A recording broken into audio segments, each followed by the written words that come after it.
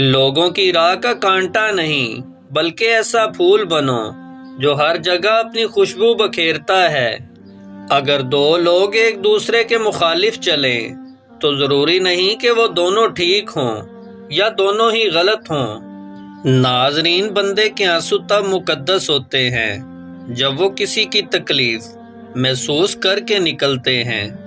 قیمت میں کم ضرور تھے ہمارے پرانے گھر، مگر وہاں پڑوس میں انمول لوگ تھے۔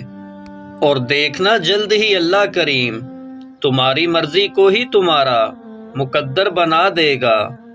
نصف راہ سے واپس آ جانا گمراہ ہونے سے بہتر ہے۔ لوگوں پر جتنا اعتبار بھی ہو، مگر ان کے لیے اپنی زندگی کے کمروں میں صرف مہمانوں والا کمرہ ہی کھولیں۔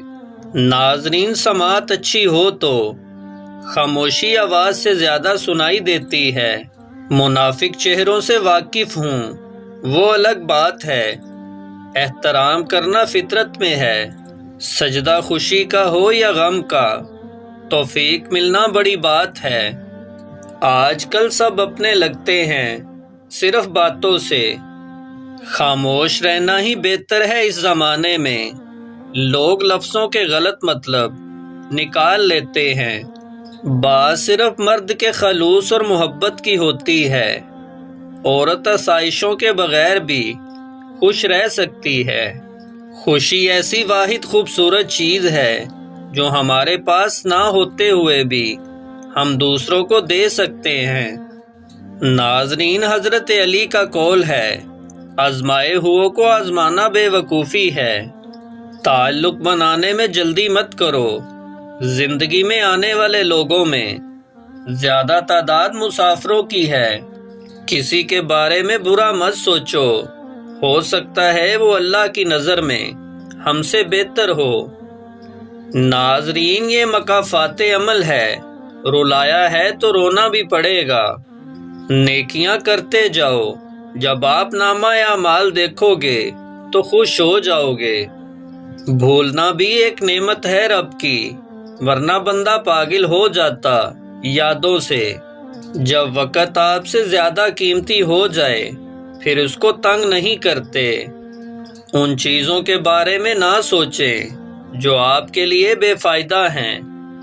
ضروری نہیں کہ آپ کی ہر کوشش کامیاب ہو۔ ناظرین، جن کے ضمیر زندہ ہوتے ہیں وہ انصاف کا ساتھ دیتے ہیں اور سچائی پر کبھی شرمندہ نہیں ہوتے۔ بھوکا پیٹ کبھی بھی سادہ کھانے کو حقیر نہیں سمجھتا۔ انسانی دماغ مصیبت میں اچھے کی امید لگاتا ہے اور خوشحالی میں مصائب کو سوچ کر پریشان ہوتا ہے۔ بات چیت کے درمیان نرمی اختیار کرو اور کام کے دوران سب کو پیچھے چھوڑ دو۔ ناظرین، اس بات کو ذہن میں رکھیں کہ زندگی بہت مختصر ہے۔ جو خواہشات پوری نہ ہو سکی ان کی وجہ سے مایوس نہ ہوں۔ ناظرین، روٹی کھانے کے بعد نیند آنا شروع ہو جائے تو سمجھ جائیے کہ یہ علامت کالے جادو کی ہے۔ ناظرین، والد کے ساتھ ایسے رہیں جیسے لاٹھی ہوتی ہے جو حکم عدولی نہیں کرتی، بحث نہیں کرتی اور ہاتھ سے جدا بھی نہیں ہوتی۔ خدا ہر ماں باپ کو اتنی عمر دے کہ وہ ساری خوشیوں کو دیکھ سکیں جو انہوں نے اپنی اولاد کے لیے مانگی ہوتی ہیں۔